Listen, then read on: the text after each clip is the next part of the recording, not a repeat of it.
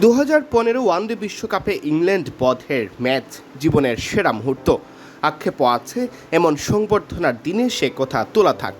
মিরপুরের রাজকীয় সংবর্ধনার ক্ষণে খেলোয়াড়ি জীবনের আক্ষেপ নিয়ে মুখ খুলতে চাননি রুবেল হোসেন। তবে এবার প্রথম আলোকে দেওয়া এক সাক্ষাৎকারে জানালেন নিদাহাস ট্রফির সেই ফাইনাল ম্যাচটাই তার জীবনের সবচেয়ে বড় আক্ষেপ।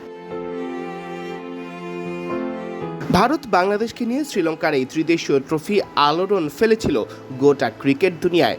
ফাইনালে বাংলাদেশ প্রায় হারিয়ে দিচ্ছিল ভারতকে। 19তম ওভার শুরুর আগে ভারতের প্রয়োজন ছিল 34 রান। তবে রুবেল বোলিংয়ে এসে দীনেশ কার্তিকের কাছে দুটি ছক্কা ও দুটি চার হজম করলে শেষমেশ হেরেই যায় বাংলাদেশ। রুবেল জানালেন সেই ম্যাচ তাকে অনেক কাঁদিয়েছে। এই হার নিয়েই যত আফসোস। মূলত কার্তিকের কাছে প্রথম বাউন্ডারি হজমের পরই রুবেল ঘাবড়ে যান। সেই সময় অধিনায়ক সাকিব আল হাসানের সাথে কেন আরেকটু সলা পরামর্শ করে নেননি, এ নিয়েও আফসোস আছে জাতীয় দলের সদ্য সাবেক এই পেসারের। তিনি বলেন, নিদাহাস ট্রফির ফাইনাল ম্যাচটা আমাকে অনেক কাঁদিয়েছে। দীনেশ কার্তিক যেটিতে মারল, শ্রীলঙ্কায় ওই জেতা ম্যাচটি আমরা হারলাম, ওটা নিয়েই আমার আফসোস। আমি একটু তাড়াহুড়া করেছি, সাকিব ভাইয়ের সঙ্গে আরেকটু কথা বলতে পারতাম। আসলে প্রথম বাউন্ডারি খাওয়ার পর আমি ঘাবড়ে গিয়েছিলাম।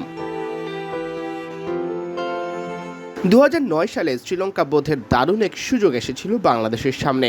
6 রানে 5 উইকেট ফেলে দিলেও শেষ দিকে রুবেলের ওপর মুতিয়া মুরালীধরন চড়াও হলে শ্রীলঙ্কা ম্যাচ জিতে যায়। তবে সেই ম্যাচ নিয়ে রুবেলের এত আফসোস নেই, কারণ তখন কেরিয়ারের সবেমাত্র শুরু। রুবেল বলেন, না, ওটা নয়। 2009 সালের ওই ম্যাচ ছিল আমার মাত্র দ্বিতীয় আন্তর্জাতিক ম্যাচ। অনেক দর্শক ছিল মাঠে, 25-26 হাজার। এত দর্শকের সামনে আমি নার্ভাস ছিলাম। ফিল্ড প্লেসিংয়েও ঝামেলা ছিল। সিয়াম চৌধুরী, বিডি ক্রিক টাইম।